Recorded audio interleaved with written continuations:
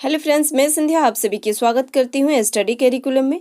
आज के सेशन में हम लोग पर्यावरण अध्ययन ईवीएस के आसपास चैप्टर 3 हम लोग पढ़ेंगे, जो क्लास 5 है। क्लास 5 के चैप्टर 3 हम लोग पढ़ेंगे। आपके सीटेट अगर केबीएस के आप तैयारी करें तो आपके लिए आज का सेशन बहुत ही महत्वपूर्ण है। सीटेट और केबीएस के एग्जाम के दृष्टि से हम लोग एनसीईआरटी बुक जो है क्लास 5 के कवर करेंगे। एनसीईआरटी का पूरा निचोड़ है, संपूर्ण एनसीईआरटी का निचोड़ है। इसमें संपूर्ण एनसीईआरटी का हम लोग निचोड़ एक एक चैप्टर करके पढ़ेंगे। अभी तक हमने चैप्टर 1, 2 कवर कर चुके हैं। आज का चैप्टर जो है वो तीसरा चैप्टर है। तीसरा चैप्टर हम लोग कवर करेंगे। आइए विषय सूची देख लेते हैं। विषय सूची जिसमें हम लोग चैप्टर 1 जो है कैसे पहचाना चिट्टी के दोस्त को, इसके बारे में देख लिए हैं, और कहानी सांपों की, इसके बारे में आज हम लोग देखेंगे। चखने से पचने तक, तीसरा जो चैप्टर है चखने से पचने तक, आज हम लोग देखेंगे। एक एक करके सभी चैप्टर हम लोग कवर करेंगे। अभी तक हमारे सेशन को आप लोग सब्सक्राइब नहीं किया है, फटाफट से सब्सक्राइब जरूर कर लीजिए और दोस्तों के बीच शेयर जरूर करिए। चलिए सेशन की ओर बढ़ते हैं। चखने से पचने तक, चखने से पचने तक, इसमें जो मेन पॉइंट है उसको हम लोग कवर करेंगे। चखने से पचने तक ही, ऐसा ही आप लोग को पता चल रहा है कि स्वाद के बारे में बताया जा रहा है कि खट्टा कैसे स्वाद लगता है और मीठा स्वाद जो है वो किस प्रकार लगता है, क्या खाने से खट्टा स्वाद लगता है और क्या खाने से मीठा स्वाद लगता है। तो यहाँ पर दिया हुआ है कि नींबू खाने से कैसे स्वाद होती है, तो नींबू खाने से खट्टी स्वाद होती है, और इमली खाने से भी खट्टा स्वाद रहता है। गुड़ खाने से कैसे स्वाद रहते हैं, तो मीठा स्वाद रहता है।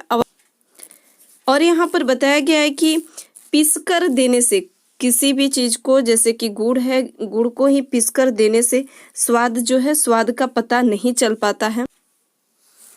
स्वाद का पता जो है नहीं चल पाता है, स्वाद का पता जो है नहीं चल पाता है। इसी प्रकार से जो आपके केबीएस और सीटेट से संबंधित जो महत्वपूर्ण प्रश्न है वही कवर करेंगे। यहाँ पर देखिए एक प्रश्न है कि अगर तुम्हारे जीभ पर सौंफ के दाने रखे तो क्या तुम बिना चबाए उसे पहचान पाओगे? कैसे?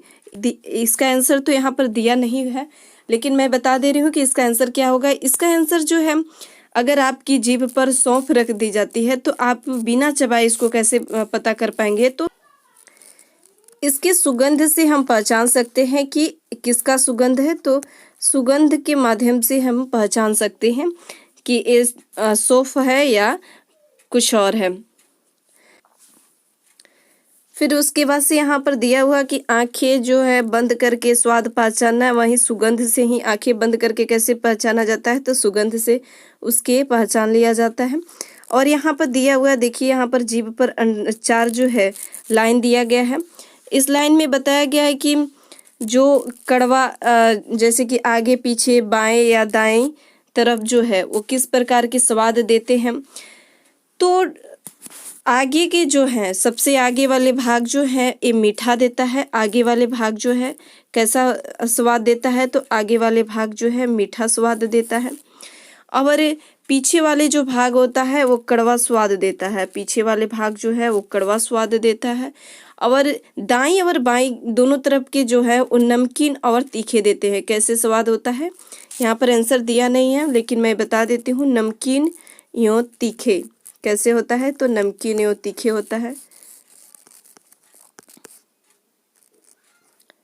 तीखे स्वाद देता है।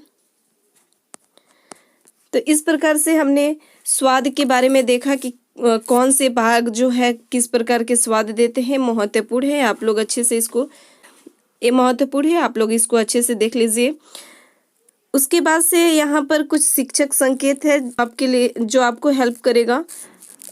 यहाँ पर कुछ शिक्षक संकेत दिया हुआ है, जैसे कि आंखें बंद करके स्वाद पहचानो, आंखें बंद करके स्वाद पहचानो। उसके बाद से बताया है कि मैं बच्चों को खाने की चीज़ें एक ही तरीके से, जैसे पिसकर खिलाने से चीज़ें जो है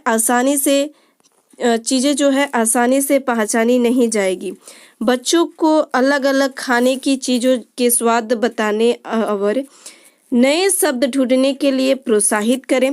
अलग अलग स्वादों के मेल जैसे कि खट्टा, मीठा, तीखा, चटपटा पर चर्चा करने से बच्चे जो हैं खाने में इतनी विविधता को समझ पाएंगे। इसका तात्पर्य है कि बच्चे को अलग अलग जैसे कि खट्टा, मीठा, तीखा, चटपटा इन सभी पर चर्चा करने से बच्चे खाने में उनकी विविधता को समझ जाएंगे कि कौन सी खाना जो है मीठा होता है और कौन सा खाना जो है खट्टा होता है। और यहाँ पर एक महत्वपूर्ण प्रश्न जो पूछा है कि जीभ के अगले हिस्से को किसी साफ कपड़े से पोंछे। अगले हिस्से को किसी साफ कपड़े से उसको पोंछ लेते हैं ताकि वह सूखा हो जाए। और जब वहाँ पर चीनी के कुछ दाने या शर्करा जो है शक्कर रखो, क्या कुछ स्वाद आया? सोचो ऐसा क्या हुआ होगा। तो इसके कपड़े से अगर आप जीभ को पूरी तरह से पोंछ लेते हैं तो उस पर कोई स्वाद नहीं आता है। ऐसा क्यों होता है? क्योंकि जो लार होती है, लार जो होती है जीभ से लार जो है वो हट जाती है और बिना लार के स्वाद जो है नहीं आता है, बिना लार के स्वाद जो है नहीं आता है। तो इस प्रकार से एक महत्वपूर्ण था। उसी प्रकार से यहाँ पे एक महत्वपूर्ण दिया गया है कि अगर तुम्हें खाने में इन चीज़ों को जैसे कि टमाटर दे दिया जाए, प्याज, सौंफ, लौंग आदि के, क्या स्वाद बताओगे? इन सब चीज़ों के, टमाटर के कैसे स्वाद होती है, प्याज के, सौंफ के, लौंग के। तो टमाटर का स्वाद कैसा होता है? तो टमाटर का स्वाद जो है खट्टा होता है। टमाटर का स्वाद कैसा होता है? तो इसका खट्टा होता है। और प्याज का स्वाद जो है कैसा होता है? तो कड़वा होता है। प्याज का स्वाद जो होता है वो कड़वा होता है। उनका स्वाद जो होता, सौंफ का स्वाद जो होता है एक ऐसे होता है मीठा होता है और सनसनी देने वाला होता है। लौंग का स्वाद जो होता है एक कड़वा होता है और यह भी सनसनी देने वाला होता है। और यहाँ पर एक और प्रश्न जो है महत्वपूर्ण है। झुमा जो है कुछ चखने के बाद से सीसी करने लगती है, तो वो क्या खाई होगी कि जो सीसी करने लगी? तो मिर्ची खाई होगी, इसलिए वो सीसी करने लगी। फिर यहाँ पर कुछ शिक्षक संकेत दिया हुआ है। मुमकिन है कि बच्चे जो है बिल्कुल ठीक जगह न बता पाए, है कि बच्चे जो है बिल्कुल ठीक जगह न बता पाए कि जीभ के कौन से हिस्से पर कौन सा स्वाद का पता चलता है। यह बात सही है कि बच्चे जो है ठीक से नहीं बता पाएंगे कि कौन सी जो स्वाद है, किस जगह जो है अच्छे मीठा लगता है, किस जगह जो है कड़वी लगती है और किस जगह जो है तीखा लगता है। तो इस प्रकार से बच्चे जो है नहीं बता पाएंगे अभी। और यहाँ पर कुछ महत्वपूर्ण जैसे दिया है कि घर पर लोग बोलते हैं कि खाना जो है धीरे धीरे खाओ, ठीक से उससे चबा कर खाओ, खाना जो है अच्छे से पचेगा। सोचो ऐसा क्यों उन्होंने बोलते हैं? क्योंकि खाना जो है अच्छे से उसको चबा चबा कर खाने से पाचन जो है पाचन शक्ति जो है वो तीव्र गति से पचा लेती है और खाना जो है निगल लिया जाता है, तो वो खाना जो है जल्दी नहीं पचता है। और चबा चबा कर खाने से क्या होता है? तो खाना जो है जल्दी पच जाता है। तो यहाँ पर भी कुछ शिक्षक संकेत दिया हुआ है, देख लेते हैं। अगले पृष्ठ यानी कि अगले पेज पर बच्चों को अपने शरीर में खाने से के रास्ते पर चित्र बनाकर दिखाने का उद्देश्य उन्हें पाचन तंत्र बनाना नहीं है। यहाँ पर दिखने का जो उद्देश्य है उन्हें पाचन तंत्र बनाना नहीं है, क्योंकि करे कि बच्चे अपने खुद के विचार बताएं या उनका चित्र बनाएं। बच्चे जो है अपना खुद का विचार बनाएं या उनका चित्र बनाएं। बच्चों की कल्पना शक्ति को प्रोत्साहित करें जिससे उन्हें ज्ञान सृजन के मौके मिले। उन्हें एक दूसरे के चित्र जो है देखकर उन पर चर्चा करने के लिए भी प्रोत्साहित करें, उनकी चर्चा करने के लिए भी प्रोत्साहित करें। इसका तात्पर्य है कि जो अगले पृष्ठ में नेक्स्ट पेज पर जो दिया गया है पाचन तंत्र, तो उस पर पाचन तंत्र नहीं बनाना है और बच्चे के खुद स्वयं उनके विचार करके उनके विचारों को बताना है कि बच्चे जो है पाचन तंत्र के बारे में, बच्चे जो हैं वो भोजन के बारे में, भोजन के पचने के तरीके जो हैं वो किस प्रकार से जानते हैं। सृजन के मौके उनको मिलना चाहिए। यहाँ पर कुछ मुहावरे के साथ में बताया गया है कि क्या तुमने किसी को कहते हुए सुना है कि मेरे पेट में चूहे कूद रहे हैं? मेरे पेट में चूहे जो है कूद रहे हैं, ये मुहावरा है। इसका अर्थ क्या होता है कि तेज भूख लगना। तुम्हें क्या लगता है कि भूख जो है लगने पर सचमुच पेट में चूहे जो है कूदते हैं? तुम्हें कैसे पता चलता है कि तुम्हें भूख लगी है? किस प्रकार से पता चलता है? तो इसका ऐसे हो सकता है कि पेट में क्या होती है, पेट में चूहे को कूदना, जैसे कि यहाँ पर बताया गया है मुहावरा कि मेरे पेट में चूहे कूदने लगते हैं, ऐसे पता चलता है। या पेट में मोड़ आ जाती है, इससे पता चलता है कि मुझे भूख लगी है। इसका देखा जाए तो भूख जो है कैसे हमें पता चलता है, तो हमारे मस्तिष्क में एक सिस्टम होती है हाइपोथैलेमस, किससे? तो हाइपोथैलेमस से हमें पता लग जाता है कि हमें भूख लगी है या नहीं लगी है। तो हाइपोथैलेमस से हमें पता चल जाता है कि भूख हमें लगी है कि नहीं है लगी है। मस्तिष्क में एक सिस्टम होता है, तो इस प्रकार से हमें पता चल जाता है।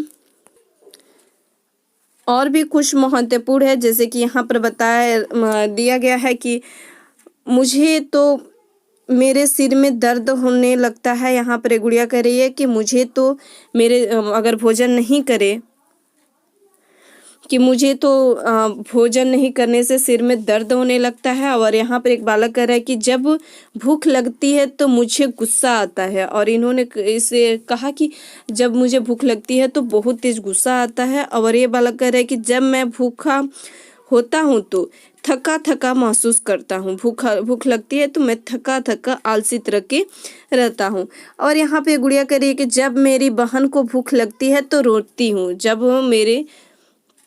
जब मेरी बहन को भूख लगती है तो वह रोती है। और इसी के यह डॉगी कह रहा है कि मुझे भूख लगती है तो मैं भी रोता हूँ। मुझे भी भूख लगती है तो मैं भी रोता हूँ। तो इस प्रकार से आप लोग भी देखे होंगे कुत्ते जो हैं वो भौंकने लगते हैं।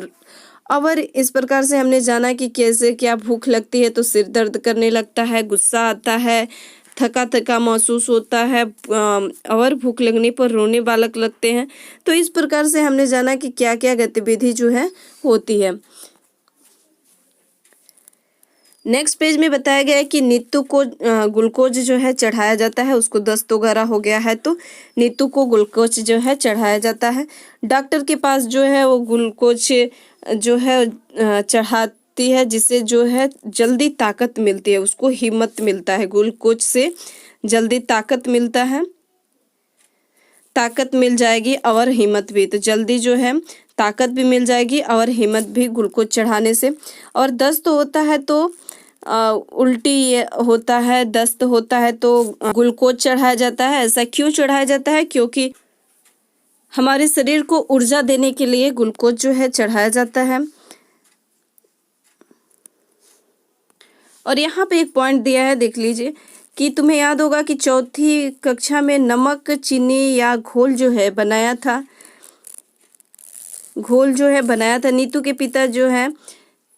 नीतू के पिताजी ने भी उन्हें घोल दिया है। तो सोचो उल्टी दस्त होने पर घोल जो है क्यों देते हैं? तो उल्टी होने पर हमारे शरीर से पानी, नमक और मीठा जो है निकल जाता है। इसलिए हमें तुरंत राहत के लिए, तुरंत ऊर्जा के लिए हमें घोल दिया जाता है, नमक चीनी का घोल दिया जाता है। और यहाँ पर कुछ शिक्षक संकेत जो है दिया हुआ है। शिक्षक संकेत है कि ग्लूकोज शुगर के रूप में हमारे शरीर को कैसे ताकत देता है। यह बात बच्चों के लिए अमूर्त है। यह बात जो है बच्चों के लिए अमूर्त है। इस उम्र के बच्चों से यह अपेक्षा जो है नहीं की जा सकती है कि वे यह संबंध जो है समझ पाएंगे। यह अपेक्षा नहीं की जा सकती है कि बच्चे जो है यह संबंध जो है समझ पाएंगे। लेकिन हम लोग का यह संबंध जो है समझना पड़ेगा, क्योंकि एग्जाम के हम लोग तैयारी कर रहे हैं, सीटेट और केबीएस के तैयारी कर रहे हैं। तो आप लोग को हर एक पॉइंट को अच्छे से कवर करके चलना पड़ेगा कि किस टॉपिक में कहाँ पर क्या पूछा है। जिसका आंसर नहीं दिया है फिर भी हम लोग को उसका आंसर जो है ढूंढना पड़ेगा कि क्या इसके बारे में पूछा है और इससे संबंधित प्रश्न जो आ सकते हैं। तो इसलिए हमें अच्छे से इसको डिटेल्स में पढ़कर जाना है। फिर यहाँ पर कुछ ज़्यादा महत्वपूर्ण नहीं है। और यहाँ पर जैसे कि एक कहानी जो है खिड़की वाले पेट की, और इसमें बताया गया है कि एक मार्टिन जो है, मार्टिन नाम का एक फौजी है। यहाँ पर ध्यान दीजिएगा किस नाम का फौजी है, ये पॉइंट आप लोग ध्यान दीजिएगा। मार्टिन नाम का एक फौजी है जिसको पेट में क्या होती है, गोली लग जाती है और वहाँ पर एक छिद्र हो जाता है, होल हो जाता है, पेट में एक होल हो जाता है। वही कहानी यहाँ पर बताया गया है। और डॉक्टर जो है, एक डॉक्टर जिनका नाम है, जिनका नाम है डॉक्टर बोमिट, बोमिट के क्या नाम है, तो डॉक्टर बोमिट नाम है इनका। और ये कहानी जो है एक कविता जो है फौजी के बारे में बताया गया है। और कब 1822 में 18 साल का था। कब, तो 1822 में कितने साल का था, तो 18 साल के था। और इसी प्रकार से इस कहानी में बताया गया है कि डॉक्टर मार्टिन जो है उसको मरहम पट्टी करते हैं और फिर क्या होता है, एक एक लेयर बन जाता है और एक एक लेयर बन के ऊपर की चमड़ी जो है एक एक लेयर बन जाती है और अंदर का पेट में जो है एक होल बन जाता है। और इस प्रकार से डॉक्टर मार्टिन जो है बहुत ज़्यादा दिन तक प्रयोग करते हैं और कम से कम 9 साल तक जो है उस पर काम करते हैं। तब तक उनकी फौजी की शादी जो है हो जाती है। उस वक्त वैज्ञानिक को यह नहीं पता, ये पॉइंट आप लोग ध्यान दीजिएगा कि उस वक्त वैज्ञानिक को यह मालूम नहीं था कि पेट में पाचन की क्रिया जो है होती है वो कैसी होती है। और फिर उस वक्त क्या होता था कि पेट में जो पाचन रस होते हैं उनका क्या काम होता है, क्या वे पाचन में मदद करते हैं या केवल भोजन को तरल बनाने के लिए ही होते हैं। पहले तो उन्होंने यह देखना चाहा कि यदि पेट में पाचन का रस को बाहर निकाल कर एक गिलास में निकाल लिया जाए तो खाने में कोई चीज़ जो है डुबाकर उसमें रख दी जाए और यह पड़ी पड़ी बच जाएगी। तो इस प्रकार से उन्होंने निकाला और पाचन रस को उन्होंने निकाला और एक गिलास में रखा था और उसमें मछली के कुछ बारीक टुकड़े जो है डाल दिया, जिसे सुबह वह मछली के टुकड़ों को बारीकी से उन्होंने डाल दिया, सुबह 8:30 बजे रख दिया। अब इस गिलास को उतने ही तापमान में रखा जितने आमतौर पर पेट में अंदर होते हैं। हमारे शरीर में ये बात आप लोग ध्यान दीजिएगा कितने तापमान होती है, तो लगभग 30 डिग्री सेंटीग्रेड। कितने तापमान होती है, ये मोस्ट इम्पोर्टेंट है, यहाँ पर ध्यान दीजिए। 30 डिग्री जो है सेंटीग्रेड होता है।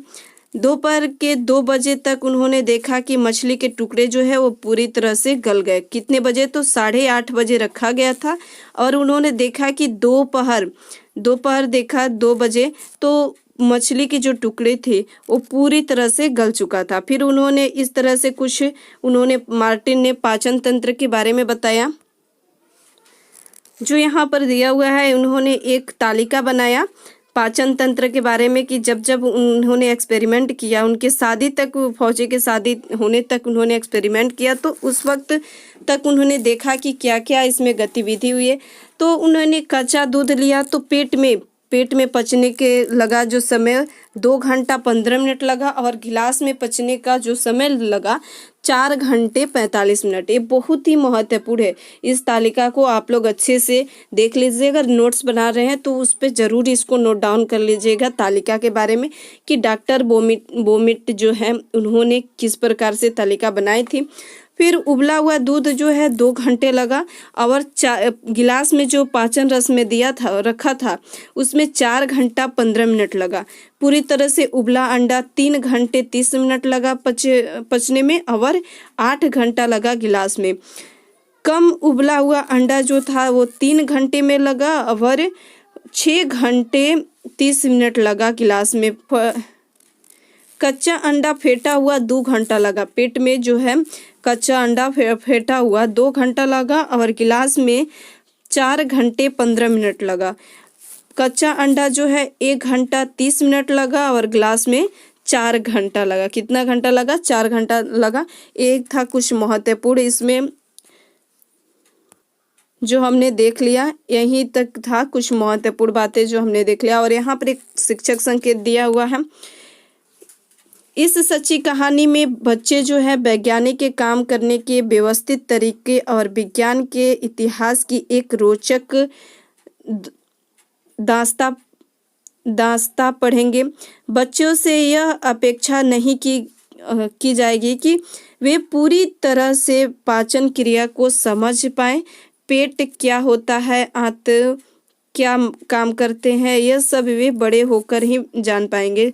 हम उस वक्त क्लास 5 के बच्चे रहेंगे तो उस वक्त पाचन तंत्र के बारे में तो अच्छे से नहीं जानेंगे कि पाचन क्रियाएं जो है किस प्रकार से होती हैं, और पेट क्या होता है, आंत जो है क्या होती है, छोटी आंत, बड़ी आंत, इन सब के स्टोमक, इन सब के बारे में तो उन लोग खासकर ज़्यादा नहीं जान पाएंगे। तो बड़े होकर वो सभी जान लेंगे। कुछ यहाँ पर महत्वपूर्ण दिया गया है और भी देख लेते हैं। और इसमें कुछ महत्वपूर्ण दिया हुआ कि सही खाना और सही सेहत जो है, डॉक्टर अपर्णा जो है यह इलाज करने के लिए 2 बच्चे जो है आते हैं, रसीम और कैलाश। 2 जो है बच्चे पर डॉक्टर अपर्णा ने बातचीत करती है और यहाँ पर बताती है कि दोनों में किस प्रकार की कमी है। तो रसीम जो है वो पतली है और कैलाश जो है ये मोटा है, और यह 5 साल की है लेकिन 3 साल की लग रही है, और ये 7 साल के है। तो हाथ पैर पतले और पेट जो है फूला हुआ, अक्सर बीमार रहती है रसीम जो है, और थकान के कारण जो है बहुत बार जो है स्कूल भी नहीं जा पाती है, खेलने की ताकत भी जो है नहीं रहती है। और कैलाश जो है यह उम्र में बड़ा है, शरीर मोटा और थुलथुला है, पैरों में दर्द रहता है, फुर्ती से कोई भी काम जो है नहीं कर पाता है, बस से स्कूल जाता है और दिन में कई घंटे टीवी देखता है यह कैलाश जो है। और इसका खाना जो है पूरे दिन में थोड़े से चावल या एक आधा रोटी भी मिली तो समझ लो एक दिन बहुत मिल गया। तो इसके खाने में बहुत कमी रहती है, और ये जो है बाहर का खाना ज़्यादा खाता है, घर का बना खाना उसको पसंद नहीं है, और दाल चावल रोटी सब्जी से दूर रहता है। बाजार में चिप्स, बर्गर, कोल्ड ड्रिंक, बस यही सब इसको भाता है कैलाश को। डॉक्टर जो है ये दोनों के कद और वजन माप के जांच करके बताती है कि दोनों में कमी है, तो सही खाने की कमी है कि सही भोजन जो है दोनों को नहीं मिल पाया है। एक जो है बाजार का खाना खाता है और एक जो है खाना टाइम से नहीं मिल पाता है। कुपोषण के एक तरफ से कहिए तो कुपोषण का शिकार होते हैं। तो हमारे भारत देश में तो बहुत सारे बच्चे जो है कुपोषण का शिकार होते हैं। अभी तक मिड डे मील बहुत सारे चल रहे हैं, लेकिन फिर भी कुछ बच्चे के पास जो है नहीं पहुंच पाता है, नहीं खा पाते हैं। तो इस प्रकार से कुछ महत्वपूर्ण दिया हुआ है। और नेक्स्ट में देखते हैं कि यहाँ पर कुछ क्या महत्वपूर्ण दिया है। इधर तो कुछ खास महत्वपूर्ण नहीं है। भरपेट खाना सभी बच्चों के हक है, सही बात है, भरपेट भोजन करना सभी बच्चों के हक है। और इस पेज में कुछ महत्वपूर्ण यहाँ पर दिया हुआ है। देखिए यहाँ पर क्या कह रहा है कि ओडिशा के कालाहांडी जिला, यहाँ पर ध्यान दीजिए ओडिशा के कालाहांडी जिला, जिसमें यहाँ पर दिया कि 30 साल की गोमती जो है किसी बड़े किसान के खेत में मजदूर करती है, और इस मेहनत की उसे बहुत कम मजदूरी जो है मिलती है। इस पैसों की वह भरपेट अनाज भी नहीं खरीद पाती है। और एक प्रकार से देखा जाए तो जो कालाहांडी जिला है उड़ीसा के सबसे ज़्यादा चावल की खेती जो है वहीं पर होती है। चावल की पैदावार जो है कालाहांडी जिला में सबसे ज़्यादा होती है। तो यहाँ पर वो इसी के बारे में बताया गया है कि मजदूर जो है उनको खाना जो है टाइम पर नहीं मिल पाता है। इन पैसों के वो भरपेट जो है अनाज नहीं खरीद पाती है। कई महीनों तक तो वो काम भी नहीं करने को मिलता है। अनाज 6 महीना लग जाते हैं उसको काम करने के लिए, क्योंकि चावल होता है और बहुत सारे चावल की पैदावार होती है। बीच में उसको मजदूरी जो है नहीं मिलता है। 6 महीना पर काम होता है, तो फिर 6 महीना पर उसको काम वगैरह करती है तो मजदूरी उसको मिलता है। फिर जंगल के पेड़ों के पत्तियाँ या जड़ें जो खाकर काम चलाया पड़ता है। क्या क्या खाना पड़ता है? तो जंगल के पेड़ों के पत्तियां और जड़ें खाकर काम चलाना पड़ता है। उसी के कारण अब गोमती के बच्चे भी बीमार पड़ने लगते हैं, और गोमती का पति भी कुछ साल पहले भूख के कारण ही गुजर गया था। एक तरफ से तो कुल्हांडी में सबसे अधिक चावल की पैदावार किया जाता है, और यहाँ पर इस पॉइंट को आप लोग देखिए, बहुत महत्वपूर्ण है कि कोल्हांडी में सबसे अधिक जो है चावल की पैदावार की जाती है और दूसरे राज्यों में बेचा जाता है। दूसरी तरफ कोल्हांडी की कई गरीब मजदूरों की हालत जो है गुमती जैसी है। कई बार तो यह धान जो है गोदामों में पड़ा पड़ा सड़ भी जाता है। फिर ऐसी जगह लोग जो है भुखमरी का शिकार क्यों हो रहे हैं। ऐसा जो है भारत में बहुत सारे राज्यों में देखने को मिलेगा। अनाज जो है स्टोरेज में सड़ जाता है, लेकिन कुछ लोगों के पास जो है अनाज जो है नहीं मिल पाता है। तो ये कहानी जो है उड़ीसा के कलहांडी जिले की है। ये पॉइंट आप लोग ध्यान दीजिएगा। और किसके बारे में था, तो गोमती के बारे में था। यह भी पॉइंट ध्यान दीजिएगा। और ध्यान देने के बाद एक और है कि कलहांडी जो जिला है जहाँ पर सबसे अधिक पैदावार होती है, अधिक जो है चावल की पैदावार होती है। तो इस प्रकार से हमने ये चैप्टर भी कंप्लीट कर लिया। मिलते हैं अब हम लोग नेक्स्ट चैप्टर में एक नेक्स्ट टॉपिक के साथ में। अभी तक चैनल को सब्सक्राइब नहीं किया है तो फटाफट से चैनल को सब्सक्राइब जरूर कर लीजिए। इस चैप्टर से संबंधित आपको जो कुछ भी पूछना है तो कमेंट बॉक्स में आप लोग कमेंट कर सकते हैं। अभी तक आपने सब्सक्राइब नहीं किया है स्टडी करिकुलम चैनल को तो फटाफट से स्टडी करिकुलम चैनल को आप लोग सब्सक्राइब जरूर कर लीजिए। आपको सीटेट केबीएस की तैयारी, बीएड की तैयारी, BEd first semester, second semester, third, fourth सभी की तैयारी जो है कराई जाती है। आपके स्टडी करिकुलम चैनल जो है आपके साथ है। और फटाफट से अभी तक आपने सब्सक्राइब नहीं किया है तो फटाफट से सब्सक्राइब जरूर कर लीजिए। Thank you.